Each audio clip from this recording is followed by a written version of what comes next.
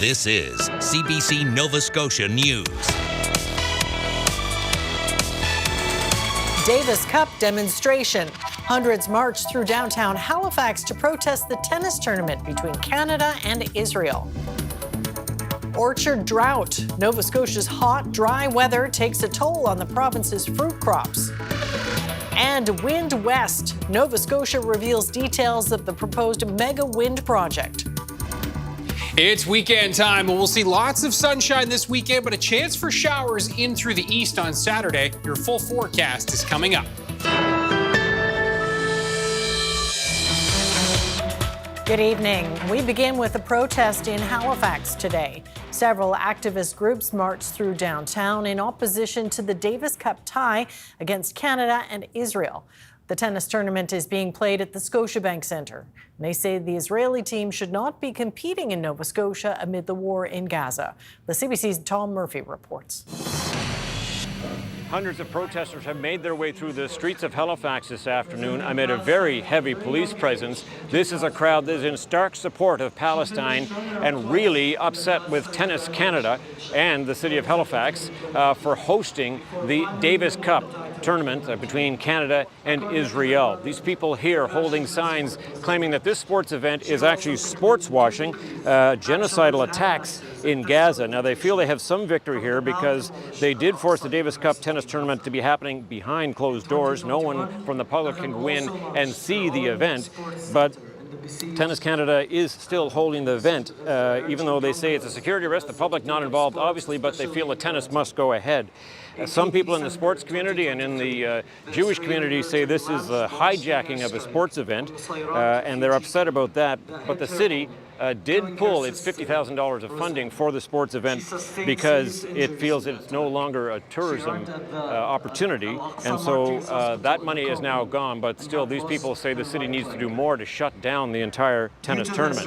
The CBC has come under criticism as well because it is continuing to live stream the sporting event, and that has people in this crowd upset. But the CBC says that will continue. These protesters are promising a peaceful protest today and tomorrow here in the city of Halifax, and it's true, you know, over a history of the time, we know that history has shown that sports can be a great unifying event, but on this day in this city, that is certainly not the case. Tom Murphy, CBC News, Halifax. A group of Mi'kmaq activists remains gathered on Hunter's Mountain in Cape Breton, protesting clear-cutting in the area. They've been there since last week, and so far they say they've already stopped logging activities from taking place. RCMP were on the scene earlier today, but the gathering remained peaceful. Large piles of timber line the entrance to the mountain. Truck operators were made to leave the piles of wood by Mi'kmaq demonstrators blocking their exit. Cody Ward has been hunting moose in the area for years. He says people are welcome to enjoy what the woods have to offer, but not at the cost of future generations. It's not a stand that says like, hey, we don't want anybody else here. We just don't want to lose what we have, and we can't share what we have if it's gone. According to a media release sent Friday by the Assembly of Nova Scotia Mi'kmaq Chiefs, forestry operator Port Hawkesbury Paper has suspended all activities in the Cape Breton Highlands. The Assembly says it has been meeting with provincial ministers, Premier Tim Houston, and representatives from both Mi'kmaq organizations and the forestry sector. The offshore wind ambitions of Nova Scotia Premier Tim Houston are coming into sharper focus. The Houston government has released a strategic plan for its Wind West project. And as Taryn Grant reports, the proposal is now on a short list for possible help from Ottawa. The plan for turning Nova Scotia into an exporter of offshore wind energy is taking shape. Premier Tim Houston has been talking for months about Nova Scotia's offshore wind potential. Now, with a nod from Prime Minister Mark Carney, he's even more confident. I can say with even more certainty that Nova Scotia will deliver for Canada the first offshore wind for our country. On Thursday, Carney named 5 projects of national interest that will get help from the federal government. He named another 6 that could get the designation but need more work. Wind West was among the latter. So thrilled and grateful that it was recognized by Ottawa. Following Carney's announcement, the Nova Scotia government released new details about Houston's vision. The province is asking Ottawa for tax credits, low-interest financing, and direct investment. According to the province's plan, it will cost $40 billion for wind farms and $20 billion for new transmission lines, either overland through the Maritimes or under the sea, landing in Quebec or New England. If it all comes together, 15 gigawatts of energy could be online by 2040. Private developers are expected to put up some of the capital, though the plan does not say how much. Houston says making Carney's shortlist should be an incentive. What that really means is when we open the bids, the interest level in people, bidding on it to do the build out, to spend the money, the interest level just went up dramatically. Nova Scotia and Ottawa have spent several years preparing regulations for offshore wind and deciding where wind farms might go. With those pieces in place, the first round of bids for licenses is supposed to open later this year. Taryn Grant, CBC News, Halifax. 1 year ago, Nova Scotia legislators unanimously passed a bill to declare intimate partner violence an epidemic. The minister responsible for the Office of the Status of Women says government has come, quote, leaps and bounds since that declaration was made. She pointed to some additional funding for transition houses. In total, the province is now giving $102 million annually to address intimate partner violence. And would we like to see that continue to grow? Of course we would. But we also have to make sure that the maths and the money matches up. And we are continuing to do absolutely everything that we possibly can, from not just the financial side, but from across all government departments to help lift this work and try to make the money go as far as we possibly can to community. Many advocates say the province is still falling short in how much it invests in domestic violence prevention and crisis response. In particular, they're calling for core funding rather than annual grant-based allocations. The province has not committed to making that change. As drought conditions linger in Nova Scotia, fruit growers are struggling to maintain their crops. The CBC's Selena Alders visited orchards in the Annapolis Valley to get a look at how the lack of rain has impacted the growing season. Fruit grower Peter Elderkin has worked on his family farm since 1979, but he says he's never seen a growing season quite this dry. I don't know if we've ever seen anything quite as severe as this. We've had the late 90s was a very, very dry period, and it was very bad. And whether it was to the extent that we're having now, this is unheard of. At Elderkin's farm in Yupik, many of the apples are too small to sell, or they're shades of green instead of the desired bright red. This is due to the lack of rainfall we've seen this summer. How much the trees are stressed will affect what kind of a crop we're going to have next year. Over at Noggin's farm, there's capacity to irrigate about 50% of the orchards, drawing from ponds on the property. But that comes at a cost. About 1,500 liters to 2,000 liters of fuel just to water. You can do the math, you know how much it costs to fill your car. If a farm has the means, irrigation can make a dramatic difference amid drought conditions. This pair here has got the water and this one didn't. Nova Scotia's Department of Agriculture says they've been connecting with farmers and commodity groups to try to understand just how much of an impact this drought has had. The province says they're also working with Ottawa to assess what immediate supports might be available to farmers. The Nova Scotia Fruit Growers Association says this support is critical as the farming industry is only becoming more unpredictable due to climate change.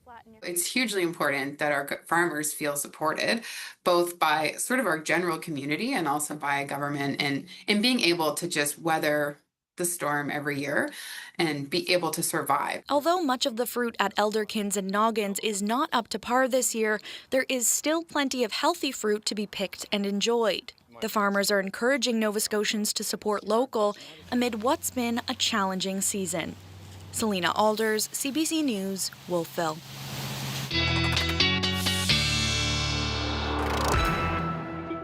And a first look at the weather with Ryan. And yeah, the valley particularly hit hard by this dry weather. Yeah, areas that were near the Bay of Fundy, Digby County, and then across through the valley and into Colchester, Cumberland. Those have been the driest spots through the summer season anyway. But of course, all of the province in drought conditions at this point. And this weekend won't be helping in that regard. We've got an area of high pressure in control. That's going to bring sunshine in for Saturday. Good news for folks looking to get outside with outdoor plans.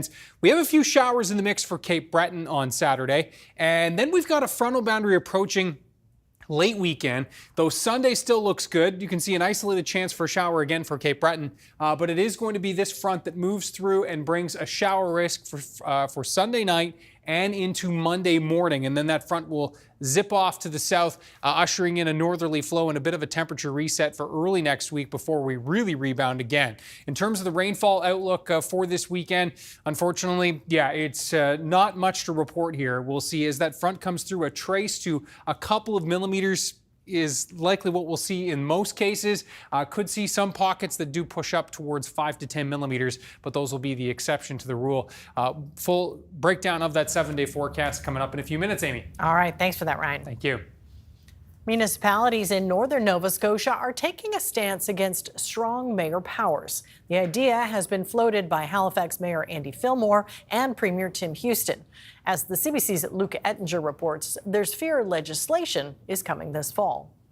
Rod Gilroy doesn't want the additional powers of a so-called strong mayor. That's in stark contrast to his counterpart in the province's capital. Halifax Mayor Andy Fillmore has mused about the benefits of additional powers to help deliver on campaign promises. With fears of legislation coming, the municipality of Cumberland unanimously decided to advocate against any changes to mayoral power. Why try and fix something that's not broke, really? Starting in Toronto and Ottawa, then expanding to other jurisdictions, the powers would give the mayor sole control over hiring and firing senior municipal staff. The powers also allow the mayor to veto council decisions if they feel it would better align with provincial priorities. Do you want your senior management team and your CAO in here every day saying, well, I can't speak my mind freely, I can't express my opinion because if I do, the mayor might get mad at me and decide tomorrow's my last day? The Department of Municipal Affairs maintains no decision on introducing legislation has been made yet. In a statement, a spokesperson said the province has conducted jurisdictional analysis and consulted with the Nova Scotia Federation of Municipalities on governance reform. Our goal is to ensure the municipalities have the tools to be responsive to community needs while strengthening democratic accountability. What the legislation says is really will decide on how good or bad this is. Personally, I don't think it's required, and I don't think it's going to improve anything. But again, that's up to, I guess at the end of the day, if the province makes a decision, then the councils have to make a decision on what they do with that legislation. The Nova Scotia Federation of Municipalities has yet to take a position, but other municipalities are speaking out. On Thursday, Stewiacke Council voted to write a letter to their MLA in opposition to strong mayor powers, and that's something Gilroy says is representative of the feeling in a meeting among regional mayors here earlier this week. Luke Ettinger, CBC News, Upper Nepean. The agency that operates government-owned public housing in Nova Scotia says more than 200 of its 12,000 households have signed fixed-term leases, which is raising alarm bells for one Halifax lawyer. A fixed-term lease ends on a set date and does not automatically renew, allowing landlords to turn over tenants without going through an eviction process. Nora McIntosh with Nova Scotia Legal Aid says she's concerned the Nova Scotia Provincial Housing Agency is using this type of lease. When it comes to fixed-term leases, if the tenancy simply ends and the tenant has no opportunity to challenge the ending of that tenancy, there are no legal processes that they can follow, and often no way that a lawyer could even necessarily help in that situation. The housing agency says fixed-term leases are used to provide second chances for applicants who are ineligible due to rental arrears, behavioral issues, or lack of a landlord reference. And a reminder, if you're traveling by ferry tomorrow to PEI, you may want to make a reservation. Northumberland Ferries says because of low tides, the ferries will operate with reduced capacity on some sailings.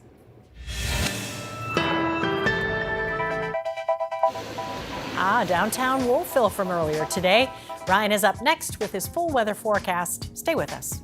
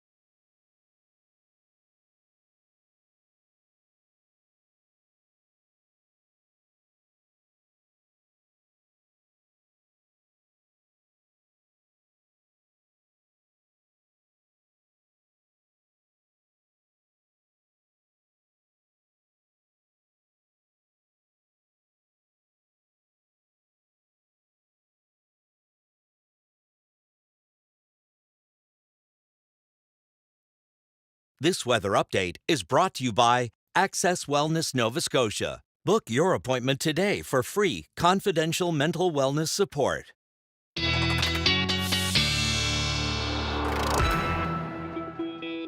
And Ryan is back with his full forecast, and I couldn't help but notice the tie. Very fitting for a weather fella. Funny that you should mention it. It is International Cloud Appreciation Day. Yes, it exists.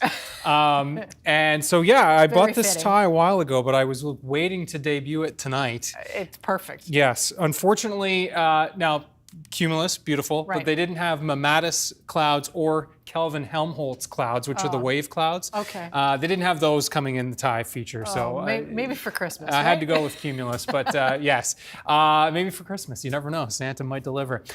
We are looking at, you know what? It wasn't a great day for cloud watching across western and central parts of Nova Scotia. It was pretty much cloud-free.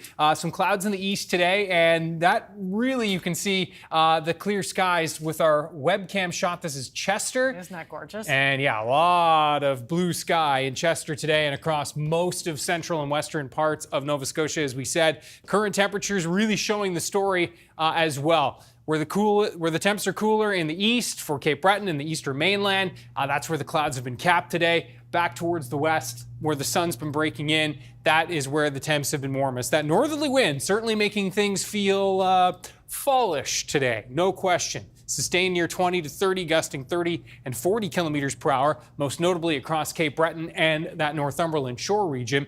And as we look at the clouds, yeah, you can see where they have been stubborn, especially this afternoon, Cape Breton and the eastern mainland. Not seeing much in the way of precipitation being picked up here by the radar. Maybe a couple of spotty showers through this evening. High pressure moving in. That's going to keep things quiet. This is our next weather maker here. This frontal boundary that will sweep through Sunday night into Monday, at least bringing the chance for some wet weather. But as I mentioned earlier, a trace to a couple of millimeters looks to be about all we'll see, with some local pockets maybe pushing up towards 5 to 10. And we'll hope for that over the valley and Digby County, where you folks need it the most. As we look at the temperatures out there right now, you can see surging up again. The heat continues to be on over the western parts of the country. And here in the east, generally a bit coolish. St. John's just 10 degrees right now. The high was 11 in Gander today. As we look at the Friday night forecast, there are those isolated shower chances for the North Shore and into Cape Breton, and a clearer sky back toward the west. Temperatures in the high single digits for most tonight. Some low-lying areas rather, dipping into the maybe 3-4 range towards eastern parts of the mainland. With that light northerly flow, we'll be watching that setup switch for Saturday and becoming a southerly flow as we kick the afternoon off especially. And note in that southerly flow, just some spotty showers, the potential here across Cape Breton on Saturday afternoon. Slight risk, Guysborough, Antigonish, and Pictou County, but it looks like it'll be, for the most part, Cape Breton Island. A mix of sun and cloud elsewhere, but pretty quiet even into Saturday evening. Now, as we look at the temperatures will be right around 18 to 19 degrees for Cape Breton tomorrow. Those southerly winds near 10 in the morning, sustain near 20 into the afternoon, but likely not too gusty. As we look at the forecast for eastern parts of the mainland, 18 to 20 degrees here. And again, that very slight risk for a shower, maybe as far west as Pictou County. Into the central parts, we'll see 19, 20, 21 degrees, and into the west as well. Temperatures right near 20 degrees with that light southerly flow. Now for Sunday, we are looking at that front, watching it approach. An isolated risk for a shower maybe for Cape Breton and Guysborough again, but that looks to be, again, a very isolated risk. The better chance of that wet weather will be rolling in for Sunday through the evening and into the overnight. So there's Sunday afternoon, mix of sun and cloud, temperatures high teens, low 20s. There comes the front, couple of millimeters possible with that, and an isolated risk into Monday morning as well before that front sinks off to the south and that area of high pressure really kind of takes over, which will set us up for Tuesday, Wednesday, Thursday. Temperatures rebounding into the mid-20s. So there's that to talk about for next week. And just a little update, tropical outlook from the National Hurricane Center. This area of development here, just working off the coast of Africa. Once it gets into this zone over the next 7 days, a 40% chance of that becoming a tropical cyclone. So we'll be keeping you posted on that next week as well, Amy. All right, I know you will. All right, thank you for that, Ryan. Thank you.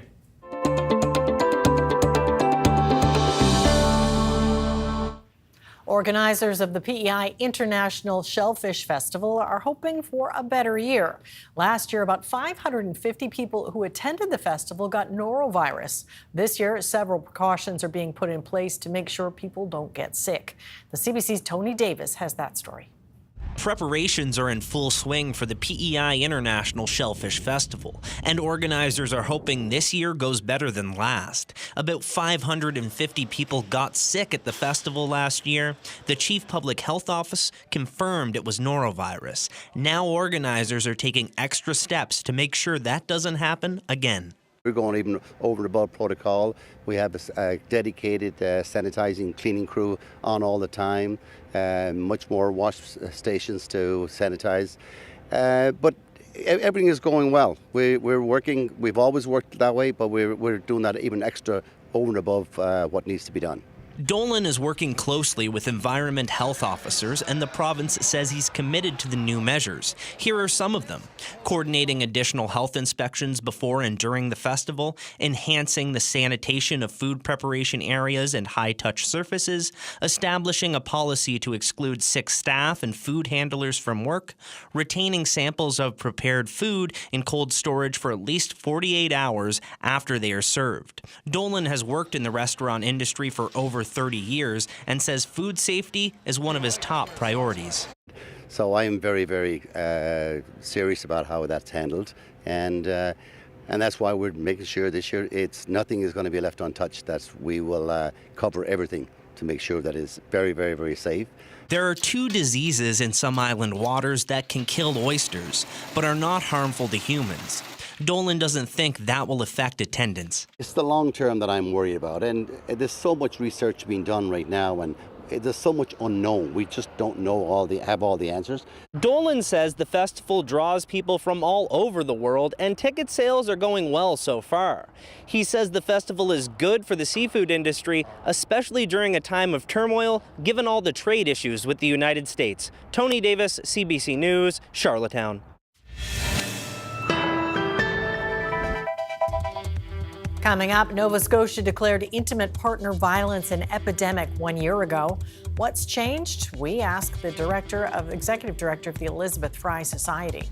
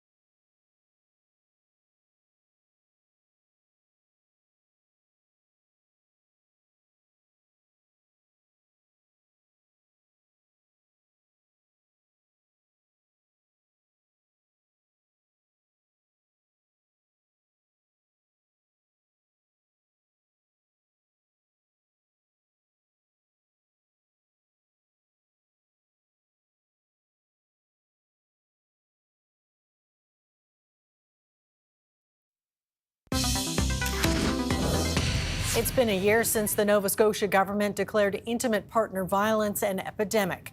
The minister responsible for the Office of the Status of Women says government has taken steps in the right direction since then, giving $102 million a year to address the issue. I'm joined now by Emma Halpern, the executive director of the Elizabeth Fry Society of Mainland Nova Scotia. First off, why was it important to have IPV declared an epidemic? I think it gives the public an understanding of how extensive and harmful intimate partner violence is in our communities. I think a lot of people have thought, oh, well, it doesn't touch me, it doesn't affect my life. But calling an epidemic really brings home the magnitude of the issue. And I think post COVID, we're all somewhat familiar with what an epidemic is and how it can be insidious and, in fact, have lasting impacts beyond just even the individuals themselves who are survivors of violence, and how it actually, there's a ripple effect in our community. And I think the word epidemic brings that to mind for people. That even if you're not yourself a victim in that moment, lasting impacts of the existence of intimate partner violence in our communities actually impacts everybody. Now, Leah Martin, the minister responsible for the status of women, says the government has come, she says, leaps and bounds on the intimate partner violence issue in the past year. What do you see in terms of changes that have been made in the last 12 months? Well, I don't know that I would go so far as to say leaps and bounds, but definitely there's been some progress.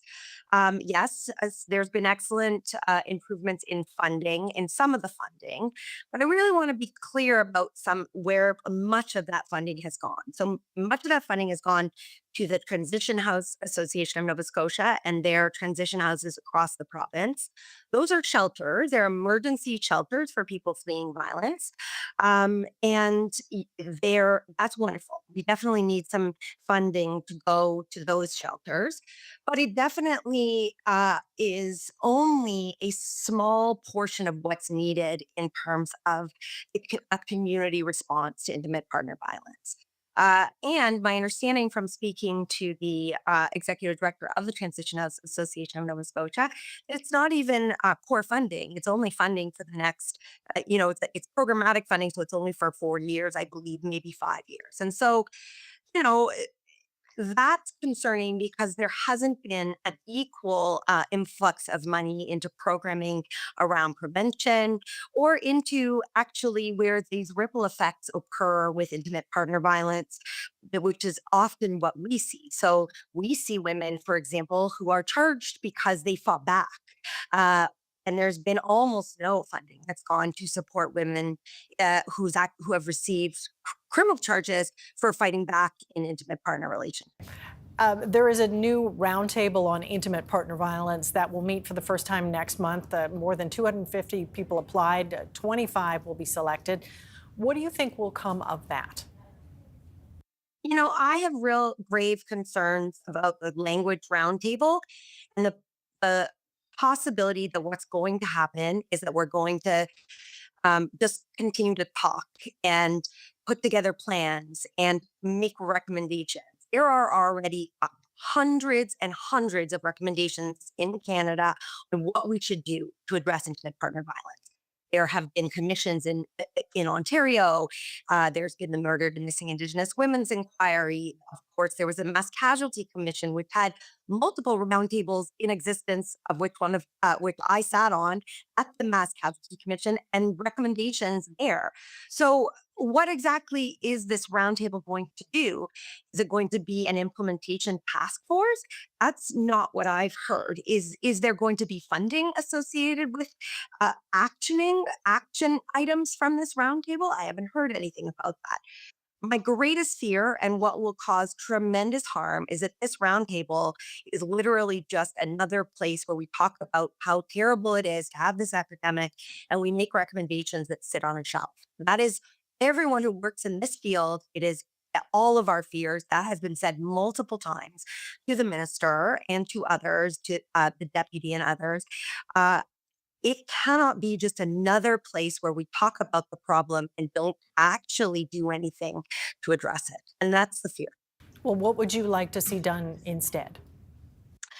I think there are incredibly able community organizations who could take various parts of this problem and act them in our community. There's a ton of work that needs to happen around prevention and education. You know, our team here at Fields with Fry Society, we were personally impacted by 3 incidents of intimate partner violence this year alone. We've had deaths in families in our community. We had even a staff member of our own who was herself shot from an instance of intimate partner violence. In all of those cases, what I heard from families was that they maybe had a sense that there was some things going on, but they didn't know where to turn because they didn't want a policing response. These are their families, their loved ones. It's complex. So we need programs that are really based on more transformative and relational styles of justice, where we help communities to create safety, but where we create programs for families to be able to come forward and say, I'm really worried about something I'm seeing in I saw at Christmas, for example, that happened among my family members. What do I do about that? Where can I get help for my family member that isn't about necessarily criminalizing anybody? These are the kinds of conversations we need to be having. And we already have community organizations with expertise in that, not just us at eFry, but many others. ADSM House, for example, the IWCA, all of the transition house associations. There are experts already who know what to do. I could sit down with the minister right now and tell her a list of 10 things that could prevent further violence. And that's where the funding should be going, is to bringing together experts and helping us, those of us who've been in this field for decades, to mobilize and move forward our ideas that are very much in line with the recommendations that came out of the Mass Casualty Commission.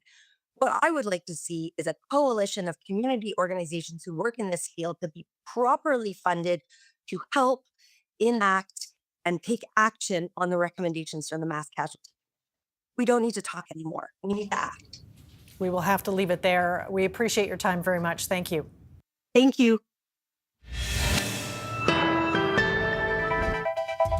Coming up, Donald Trump is calling for the death penalty after a 22-year-old Utah man was arrested in relation to the fatal shooting of far-right commentator Charlie Kirk.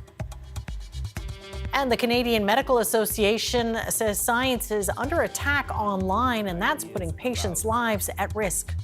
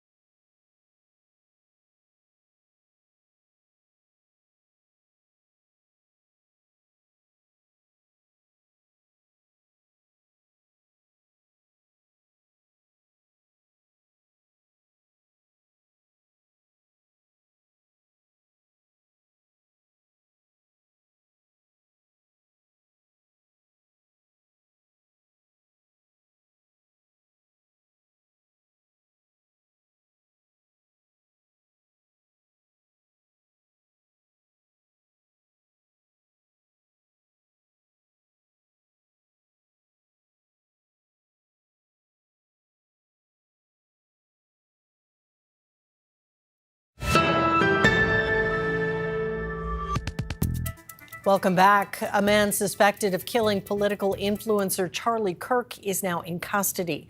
Tyler Robinson is 22 years old and from Utah. Aaron Collins now on what we know about the suspect and the arrest. In the end, it was the U.S. president that broke the news live on TV. After receiving thousands of tips, investigators in Utah had their man. I think with a high degree of certainty, we have him. The FBI director confirming that news shortly after. This is what happens when you let good cops be cops. In 33 hours, we have made historic progress for Charlie. Investigators say the suspect was arrested late Thursday night. Tyler Robinson turned in with help from a friend of his family. That after the FBI released video of the suspect on the roof of Utah Valley University. Police believe it was that rooftop where a single shot was fired from a high-powered rifle. Investigators say the shooting of Charlie Kirk was targeted and potentially political. Told by Robinson's family he had become more political and critical of Kirk. Inscriptions found on unused bullet casings could provide a clue too. One reading, "Hey fascist, catch." Utah's governor speaking out against political violence. It is an attack on all of us. It is an attack on the American experiment. It is an attack on our ideals. This cuts to the very foundation of who we are. The president quick to condemn his political adversaries. The radicals on the left are the problem, and they're vicious, and they're horrible, and they're politically savvy. Donald Trump weighing in on the suspect's future, too. I hope he's going to be found guilty, I would imagine, and I hope he gets the death penalty. There were calls for calm, too, from across the political spectrum, a hope that this latest case of political violence could bring Americans together, not push them further apart. Aaron Collins, CBC News, Washington. The United Nations General Assembly has overwhelmingly voted to endorse a two-state solution between Israel and the Palestinians. 12 countries abstained from the vote, including the United States. The resolution comes as the Israel-Hamas war nears its second year and Israel forces begin a new offensive in the Gaza Strip. The UN General Assembly two-state solution requires Hamas to free all hostages, end its rule in Gaza, and hand over weapons to the Palestinian authorities. Ontario is pushing a parking ban around childcare facilities after a tragic incident earlier this week. A toddler died and 9 other people were injured after an SUV crashed into a daycare. A man in his 70s was arrested. The provincial government says it wants operators and municipalities to prevent the use of parking spaces near entranceways, windows, and exterior walls of most childcare facilities. The education minister has asked officials to find any vulnerabilities before introducing legislation. In Quebec, thousands of parents are scrambling to make last-minute plans to get their kids to and from school. That's because the province has pulled 1,200 electric school buses off the road. And there's a ripple effect happening in Ontario and PEI over inspections for Lion Electric and diesel buses. The CBC's Quabina Odoro explains why.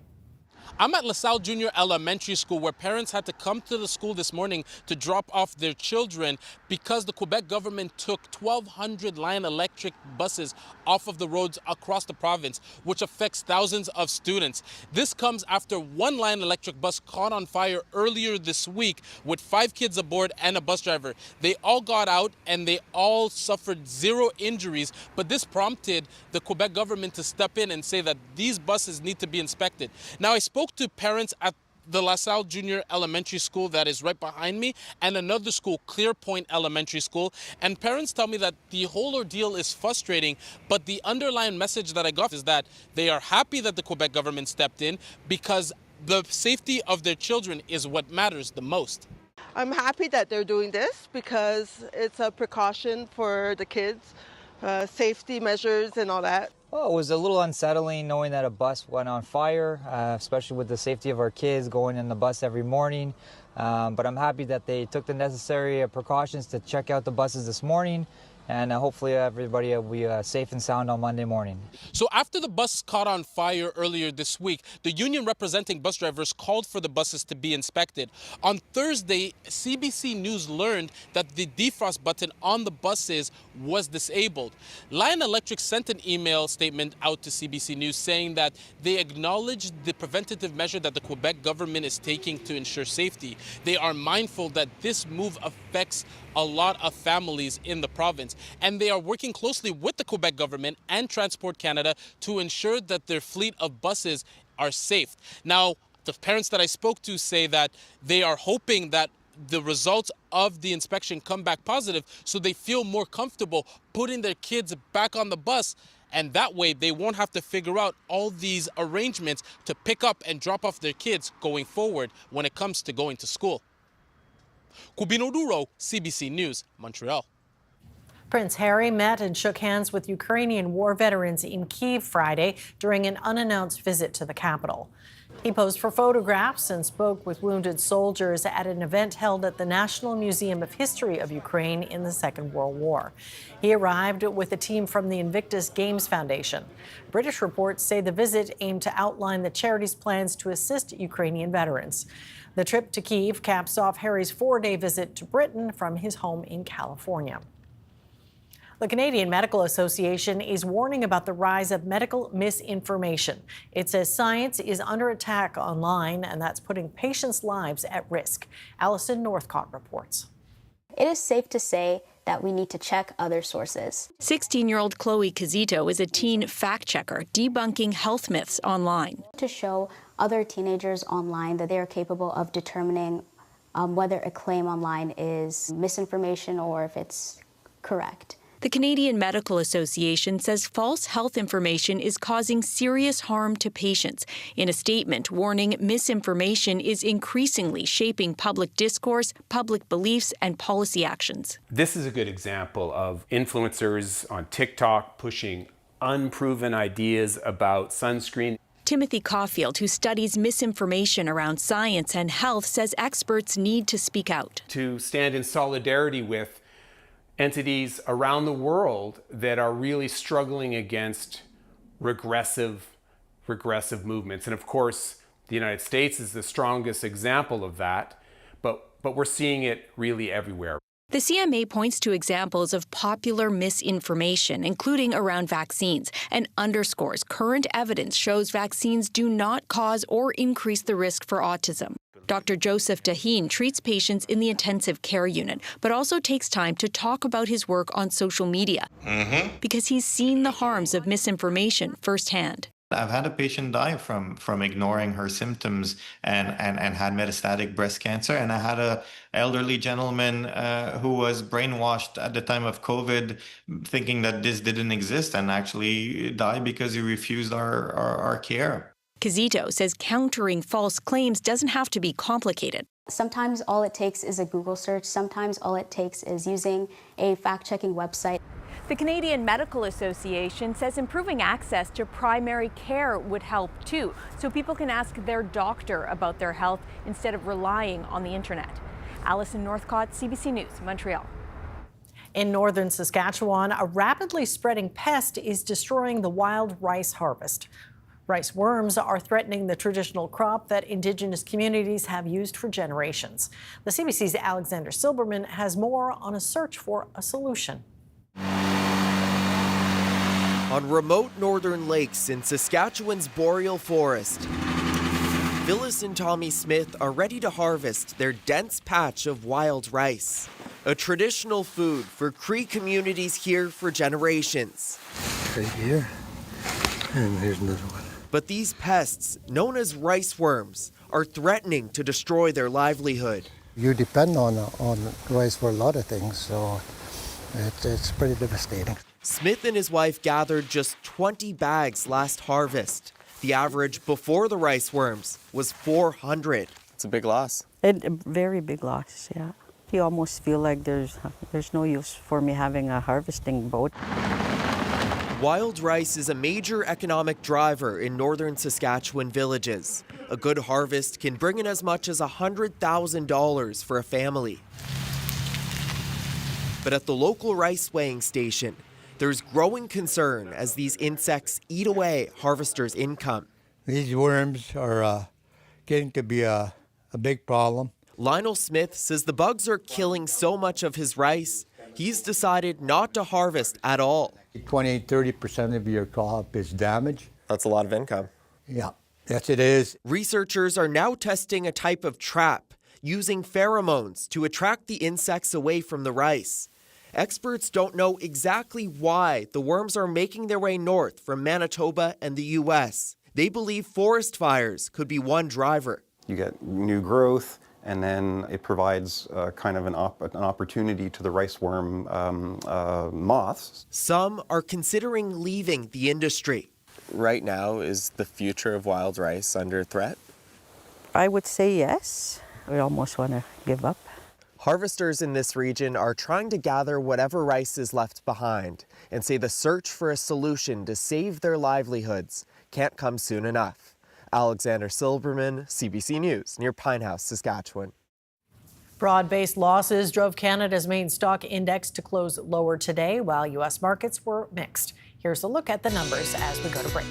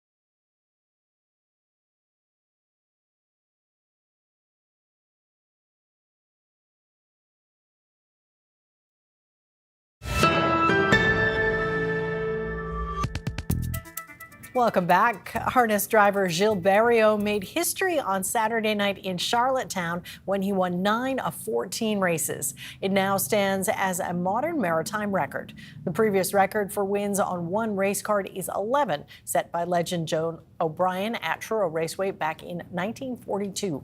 The CBC's Nancy Russell reports. Harness racing driver Gilles Barriot set a new record on Saturday night in Charlottetown, winning 9 of 14 races. It's the all-time PEI driving record for a single race card and a modern maritime record. Barriot says at first, the accomplishment didn't sink in. Just packed up and went home and had a couple of beers and just the same old, same old. My routine stayed the same. All kinds of phone calls and text messages. A little separation. This was win number 1 on the night, and as the evening went on, the wins started to add up. Probably about the 6th or 7th one. I knew things were going good, and I knew I still had a couple of decent chances to win. The second last race of the night, Barriot was in the lead, but the horse went off stride. That left one more chance for win number 9 and the record. Here he is again, folks, the maritime magic man, Gilles Barriot. This is win number 9. To win 9, and at the stage of my career, actually, I didn't think it was possible anymore, because, when you get up, and I'm over 60 now, and, the drives don't come as, I'm still competitive enough, but to come like it did the other night, that was a big surprise for me. The record for wins on one race card is 11, held by PEI harness racing legend Joe O'Brien, set in 1942. More recently, winning 6 races in one night is considered impressive. It's like hitting a grand slam or hitting 4 home runs in a ball game. It doesn't happen all that often. And so it's a really big thing when it does happen. Gilles Barriot is humble about what he has achieved. The right horses, you have to have the right post position, and there's a lot of luck involved too, To say it's going to be broken. Records are always meant to be broken. It's going to get broken sometime or another. But for now, I guess I have it. Gilles Barriot is back racing in Charlottetown on Saturday night. Nancy Russell, CBC News, Bethel. And from the racetrack to the water, surfers return to San Diego for a 20th year of Surfathon. Yeah, these canines hit the waves as part of the annual Surf Dog Surfathon in the community of Del Mar. More than 50 dogs took part in the competition. Faith, the pit bull, took the top spot. And it was all for a good cause, with the proceeds going to a local animal shelter. And they're good. And that's it for us tonight. Thanks for watching, and we'll see you next time.